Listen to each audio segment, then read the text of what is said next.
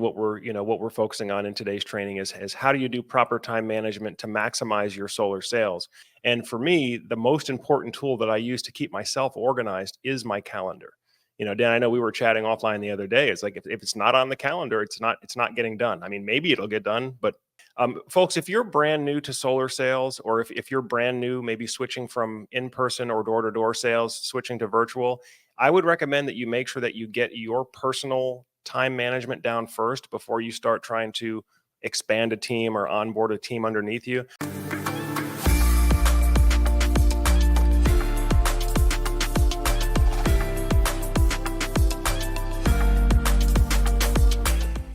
Yeah. Well, this is such an important topic, whether you're talking about success in sales or success as an entrepreneur. We all have 24 hours in the day, right? And a big part of what differentiates that are successful in business and life, what you name it, in the gym, and those that are not successful is just how much time they are dedicating to productive activities, right? And in a sales position, it's especially important because unlike a typical office job, or even if let's say you're on a door-to-door sales team where you have a manager who's directly supervising you, directly kind of telling you what to do throughout the day. In most sales careers, and in most and of course, if you're an entrepreneur, you don't really have that. You don't have the boss telling you what to do. You have to tell yourself what to do. And for me, the most important tool that I use to keep myself organized is my calendar. Dan, I know we were chatting offline the other day. It's like if it's not on the calendar, it's not getting done. I mean, maybe it'll get done, but likely it will not get done. So if it's not on the calendar, it's not going to get done. And we have to really actively manage our time because frankly, it's our most precious resource. It is the one resource that we cannot buy back. And so that's why today's training is going to be so important for success in solar sales. Any other thoughts, Dan? Yeah, no, it's incredibly important, and I know that the primary premise of our channel and the topics we cover a lot has to do with solar and sales and professional sales, but this just applies to life and sales and business and leadership in general. I've studied and listened to. I'm a big fan of John Maxwell and heard a lot of his stuff over the years, and he's talked about how when he's done time audits with some of his clients that he does executive leadership coaching with, he challenges them. And I've never done this, and I really should and try to do it, but he challenges them for a 2-week period to document everything they did in 15-minute intervals. And what's pretty cool about that study is he says he'll get with these people, they'll do a debrief on it, and they'll realize that even the world's most productive. I mean, John Maxwell's coached presidents before. He's worked with them on leaderships. He's done really high caliber things. He said that even some of the most productive people in the world waste hours per day doing things that really weren't important. So sometimes every now and then that's kind of like my North Star, right? I have to come back to that and remember like, hey, how much time am I wasting just a scroll here on my phone or a email task over here that probably wasn't super imperative and important that I got to right away. And so I try to implement those strategies and remind myself of that and refresh that every now and again, going back to some podcasts, of his or other leadership, coaches. So, yeah, looking forward to kind of talking through that. And it's an always growing thing, right? Like I'm always finding ways that, hey, in this season of life, this is working really well for me. Okay. Hey, new variable. Now I need to adapt. I need to adjust. So I think the quest for perfect time management is exactly that. It's a quest. But if you do it well, I think those that do it well are going to be significantly better and perform better, not just in solar sales, but in their life and in their happiness and in their personal pleasures and such. So looking forward to talking about that more here. Yep, absolutely. Absolutely. Well, within the context of solar sales, because that's mainly what we're focusing on in today's training is how do you do proper time management to maximize your solar sales? There are a few key sales activities that have to happen, frankly, on a daily basis. If you're actively in the sales profession as a representative, not as a manager, but as a representative, then there are certain things that you have to do every day. And Dan, the first basic three that come to mind to me are prospecting, i.e., getting leads, needs analysis, qualifying those leads, and then delivering proposals and presentations, right? If you can't get a lead, get an opportunity, qualify the lead, analyze the lead so that you know how to deliver a proposal, and then actually be delivering those proposals, If that's not happening on a constant and repeated basis, then something's broken with your operation. Absolutely. I'd add in the only other one there too that's important as well is your follow up, right? You've got to make Yeah. sure that you're engaging in follow up. There's a lot of sales gurus and leaders that says like that is where business is won and lost, right? Like it's easy. I think anybody, assuming you've got the leads part covered. Look, if someone reaches out to me, I'm happy to give you a proposal, right? I get on that pretty fast. But where I found myself lack a lot of times is in the follow up. And what I find too is sometimes it's not planning for the follow up properly. Like, how am I going to block my time? When is my cadence of follow up going to happen?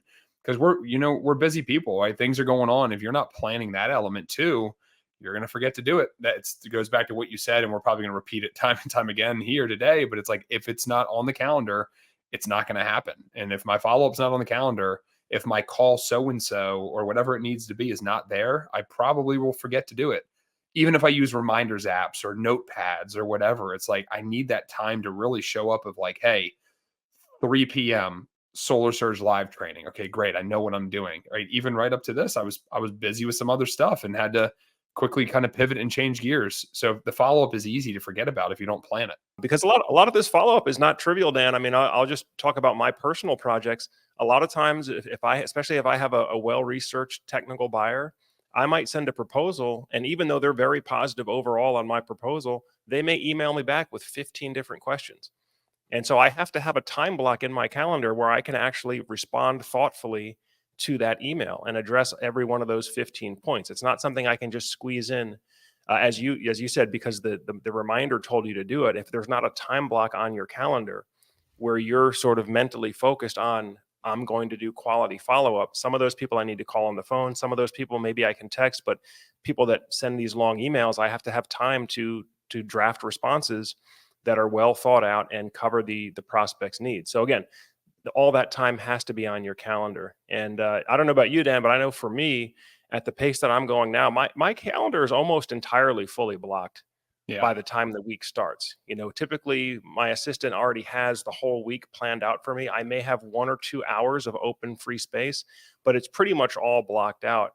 And if I do end up having any free time, it's because maybe I finished a meeting early, or maybe I didn't take my entire lunch hour. I just got finished early and was able to do some more things.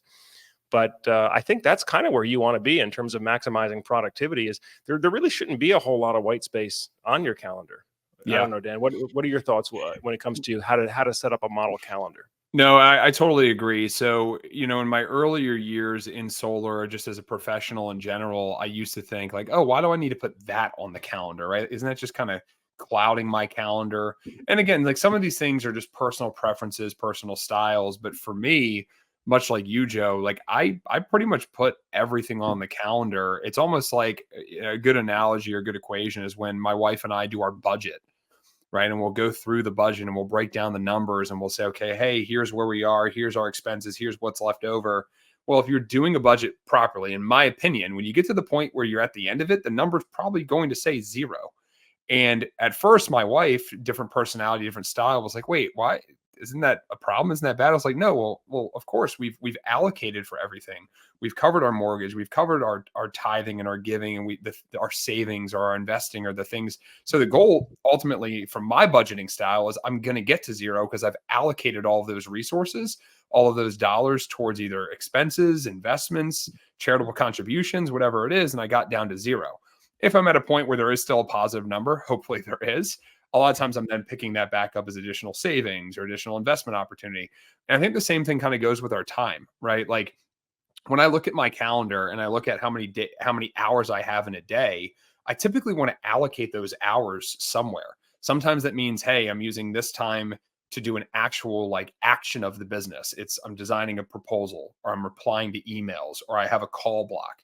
But other times, maybe there's a little gap in there where I'm like, you know what? I'm actually going to schedule myself. There was something I've been intending to research, and I want to go research a little bit more about some of the latest products that just came out. I'm blocking 30 minutes to do that. So rather than me just kind of thinking to myself, and some of these things, my personal style is I like to, as the week begins, see where the white space is. And I kind of already in my mind have an idea of things I want to get done this week. Some of my like wish list items that are maybe on like a to-do list, right? My to-do list for me personally is typically things that don't have to be done with a particular time sensitivity. other than maybe it has to be done in a certain day, right? So I might put a reminder to myself, hey, tomorrow I need to complete XYZ. I need to, go send this package off in the mail. Doesn't matter what time it happens. I just need to go do it. So then I'll look at my calendar for the week, have an idea of some of those like things I got to accomplish, and then I'll fill them in as my week progresses and where I find that I have white space, right? Voids.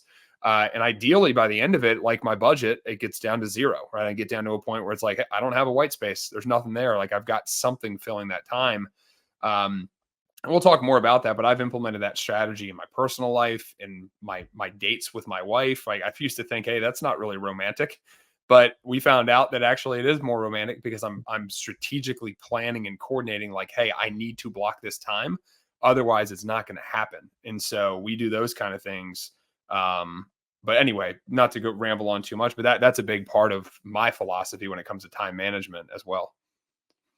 Absolutely. No, I think budgeting one's time and budgeting one's finances is pretty much the same thing, because you're taking finite resources, finite valuable resources, and saying, look, I have to put this towards things that are important to me, right? Or towards things that are important to my business, important to my career, right? And so just as you said, I think that's absolutely right. You shouldn't have extra slack in your budget. If that means you can save more, then put it in the savings budget item so that you're telling your cash where to go, you're telling your time where to go.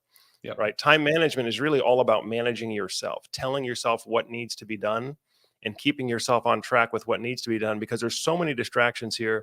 And I'm victim to it too, guys. I mean, look, I may be in the middle of my workday. Maybe I'm uploading a YouTube video and I just happen to hit the YouTube homepage. And then of course it shows me a couple dozen thumbnails of things I want to watch. Right. And Yep. usually it's pretty spot on topics that I'm into. And so, sometimes it's hard. I'll click on a video and then I have to tell myself, I'm not supposed to be doing this right now. I actually have to get my next video edited and get that process going through. So, the calendar is an excellent tool to help you do that. And I think the question that you want to be asking yourself throughout the day, or as you're planning your schedule for the week ahead, is, what is the most valuable use of my time right now? Or what are the most valuable activities that I need to do during my work week? And again, usually if you're a sales representative, a frontline sales representative, it's going to be things involving face-to-face or telephone, real-time calling, texting, emailing, Zoom calls, delivering proposals, but basically face-to-face, right? Somehow you are face-to-face, or you are directly interacting with a qualified prospect. In general, those are going to be the highest value hours that you can spend throughout your workday. However, you have to make time for the other requirements as well. Like, for example, I recommend having a half an hour to an hour time available each day just for administrative issues. So that might be sending out contracts or doing contract revisions. If you're a team leader or a dealership owner, that might mean calculating and paying out commissions to your sales reps, to your appointment setters. Like, all of that requires time on your calendar. And again, if that time is not scheduled, oftentimes those tasks don't get done, or they don't get done timely. And that's not what you want, especially if you have a team under you that's expecting to get paid on time, get their leads delivered on time, if you're providing leads to them.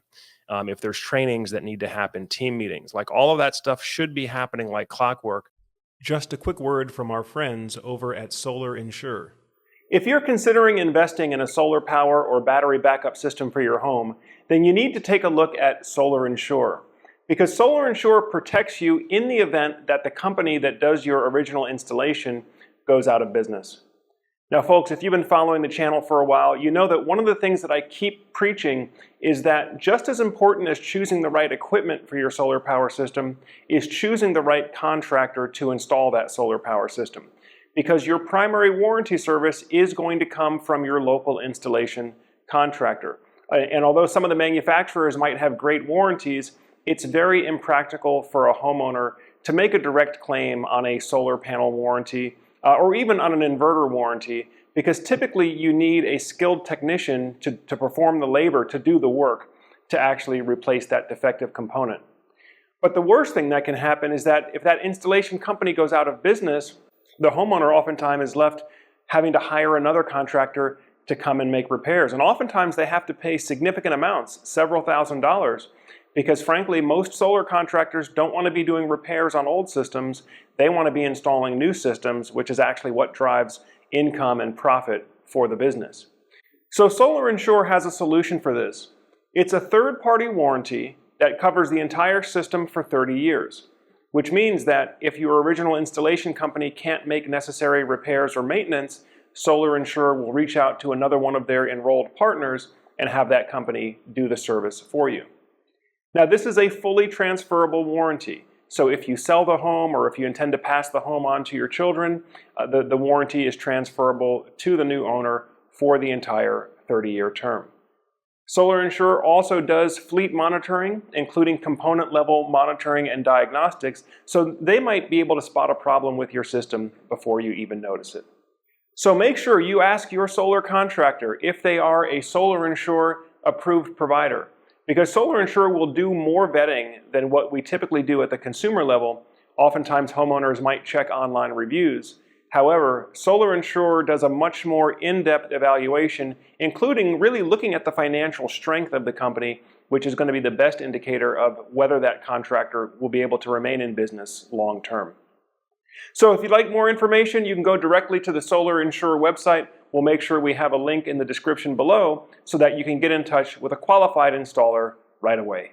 Yeah, I mean, to that point, one of the things that I do as well, guys, is that over the years, there's nothing more uncomfortable than when you were maybe coming from one meeting, you're going to another, but then you feel rushed. And then, especially if you're running back to back to back, right? There's different philosophies of like, hey, you try to consolidate events that are similar so that you kind of get in a groove of doing those things. But sometimes it's really hard if you're going from one sales presentation to the next. You don't have enough time, and sometimes one personality takes a little longer to kind of build rapport with or get into things. And if you run yourself too tight, you can run, one meeting gets delayed, then it delays another, and it causes this ripple effect. So I've also learned over the years that in some of the activities that I do, I might schedule a particular amount of time. I might say, hey, yeah, 30-minute meeting. But in my mind, I know, hey, I need to be prepared that this meeting could be 45 minutes. It could be an hour, whatever the cadence is. So my calendar might show a 30-minute block, but then I'll override my calendar as well and I'll actually put block on my calendar where I will pad that meeting just to make sure that there's something there. Other times too, if I want to remain flexible to something that might pop up, I might just need to go in and put a block, like an hour block. So my calendar methodology, and obviously people can take it for what it's worth, is I use two different naming conventions for things. If I go in and put a block, it's just because I'm trying to make sure that nothing can get auto booked onto my calendar. Someone doesn't schedule an appointment with me. I just know that I'm probably going to need that time either as, a remainder of a task that I'm completing or the start of another task.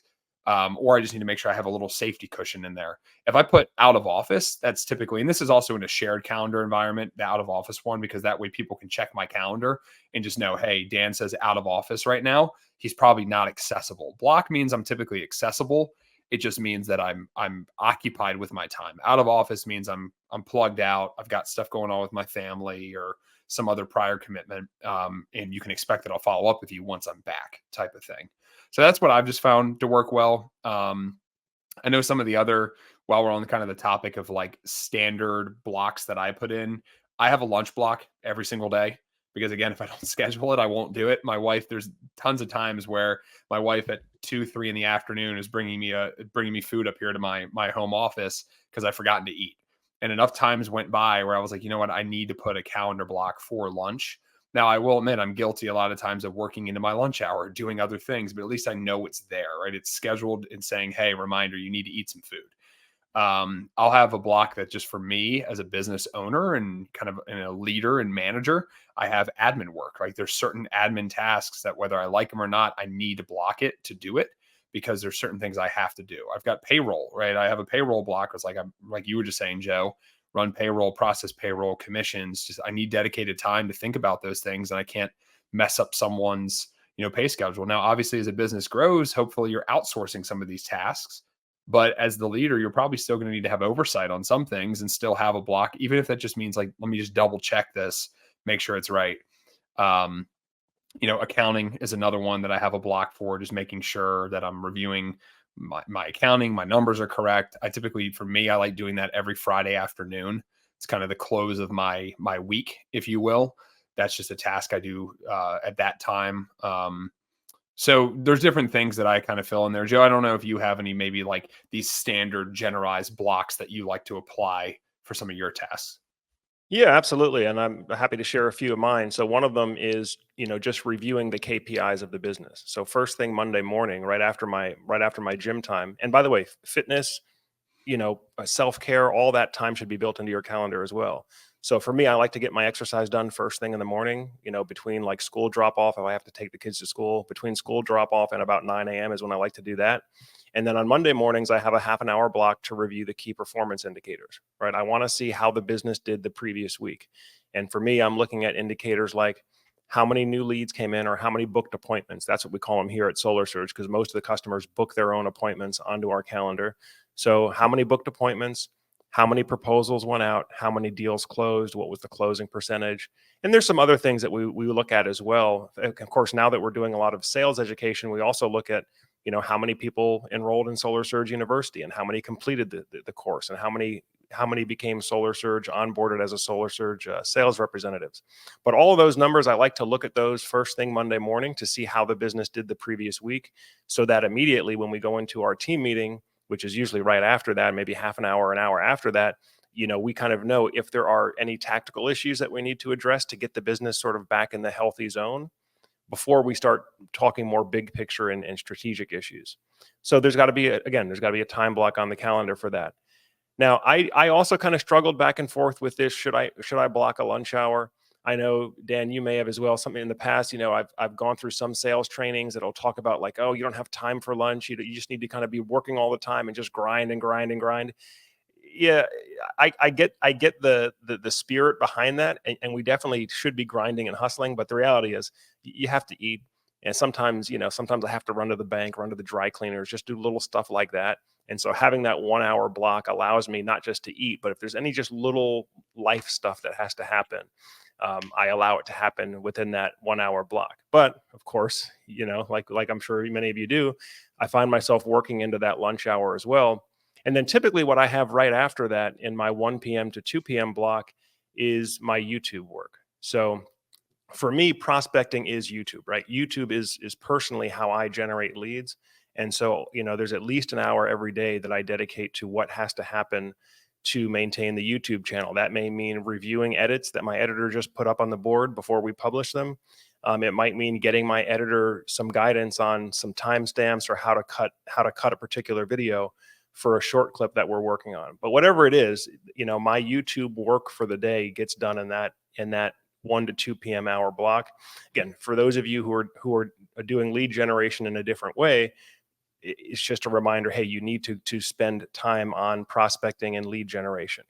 And I would say ideally you're doing 2 hours a day of that. Mondays for me get a little bit busier because we have team meetings and weekly reviews and things. So I only have a 1 hour block on Mondays, but then most of the other weekdays we have 2 hours of lead generation or prospecting, 1 hour in the morning, 1 hour in the afternoon. Yeah. Um, I think for those that are doing lead gen a different way too, I think having an advertising review block, like a KPIs for that is important, right? So I know I have every Thursday, I have a meeting with one of my key advertising people where I'm jumping on and I'm reviewing numbers. I'm looking at ad spend. I'm looking at ad copy, creatives, new strategies, new plans we want to roll out, things like that. So again, making sure you keep eye on those things is also super important. For that exact purpose. I think the other thing too, because Joe, you commented a couple times about team meetings. When you schedule your team meetings, I think also matters, but you have to consider this too, guys, like depending on what your team structure looks like, right? Because as you grow your business and as you evolve into the position of, hey, maybe you've got a growing company, it's not just you as a solo sales rep or a couple people. You need to be mindful of like, what is the kind of work life balance, so to speak, that you're providing to the people on your team. So I know years ago, Joe, we used to do sales meetings on Fridays and we pivoted away from Fridays to doing them on Mondays. And some companies like to do them on Tuesdays. And the logic there too is that by the end of the week, if there's a time when a lot of people may take possible vacation days or a 3-day weekend with the family or whatever it is, it's probably going to be on a Friday. And so what had happened a lot of times is we had people that weren't able to show up, things were going on. We were never actually seemed like we were never actually always there as a team. And so we changed that from Fridays to Mondays. And the idea on the Friday originally was, hey, it's the end of the week. Let's digest what we did this week. But the problem became, right, people were absent, things were happening. And so we weren't ever getting a full participation. So we moved them to Mondays instead. And we just essentially were looking back on, okay, what did we do last week? And then what can we do going forward this week? Now, Mondays, like a lot of people, because it's the start of week, sometimes those get really chaotic. So some companies and people like to do them on Tuesdays because sometimes Mondays can be one of those days where people take an extended weekend, right? And they do a Friday, Saturday, Sunday, and a Monday. So a bulk of things, if you can do things in like that Tuesday to Thursday basis, a lot of times that's probably like your super safe zone.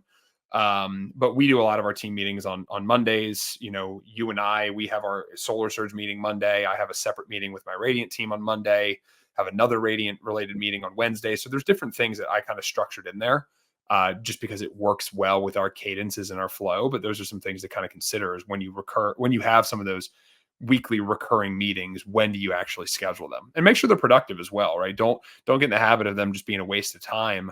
I think it is important that you always are as a team, especially if you operate in a virtual world. There needs to be some check-ins. But I can remember, you know, fresh out of college, the first ever job I had before I got into solar, you know, we had a Monday morning meeting we had a everyday morning meeting. We called it like our board meeting. And then we had the same thing in the afternoons. Now it was a little bit of an office environment, right? Where you were kind of putting up the things that we accomplished for that day. But I would encourage people maybe operate the same way, even if you do things virtually. You can do a group text, you can do a quick FaceTime call, you can do a Slack message thread, which is one of the tools we use here is Slack. And sometimes it's just a matter of like, hey, what am I accomplishing today? Hey, what did I accomplish today? And it's kind of an accountability measure. So think about ways that you maybe want to implement that depending on how your team structure is. Yep. Yep. Now, one thing I would like to comment, because I know we've talked a lot about, you know, administrative work and teams and payroll.